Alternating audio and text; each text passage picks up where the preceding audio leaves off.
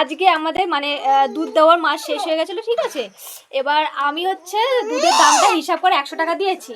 এবার আমার ছেলে মনে করেছে 100 টাকাটা আমি বাজার করার জন্য বের করেছি। এখন সে কান্নাকাটি হচ্ছে কেন টাকাটা আমি দিলাম। এখন বলছে লজেন্স আনবো, একটু আগে বলছিল যে টাকাটা দিয়ে আমি বেগুন আর টমেটো আনবো। আচ্ছা বল টাকাটা কি করবি বল। বেগুন আনবি, এদিকে তাকাই বল। আলু সিদ্ধ গাজর আর কি বেগুন, কি করবি বল। আবার আচ্ছা তুই যে দুধটা খাচ্ছিস টাকা দিব না আমি, বল টাকাটা দিব না। আচ্ছা ঠিক আছে টাকা দিচ্ছি আমি, দাঁড়া 1 2 3 বললে টাকাটা পাবি, ঠিক আছে। তার আগে আমার প্রশ্নের উত্তর দে আগে, এদিকে আয়। এদিকে চুপচাপ দাঁড়া, চুপ। ক টাকা নিবি বল। ক টাকা, এটা কত?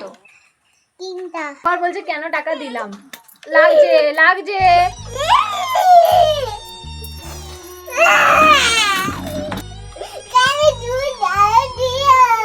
আচ্ছা দুধটা খাচ্ছি, দুধের টাকা দিব না। টাকাটা দিয়ে তো কিনি বল। চুপ চুপ তাহলে একটা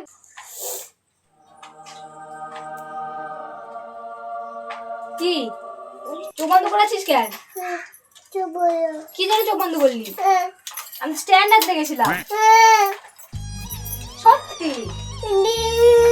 টাকাটা নিয়ে চলে গেল না দুধেলা, টাকা নিয়ে চলে গেল তো।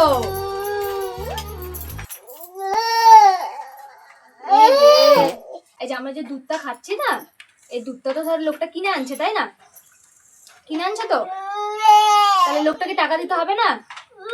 টাকা না দিলে দুধ দিবে না। আর দিবে আর বল। এখানে এখানে আমার হাতে উপরে নে।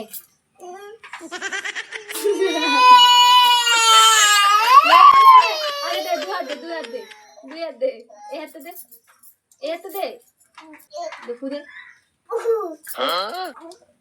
ভালো করে, ফু দে, ফু। এটা কত কত? 10 টাকা দিয়ে মাছ, বেগুন, আলু, কুরকুরে, চিপস আর কি। আর আমার জন্য কি আনবি? হ্যাঁ কলগেট। আমার জন্য কলগেট। কলগেট কি করবো?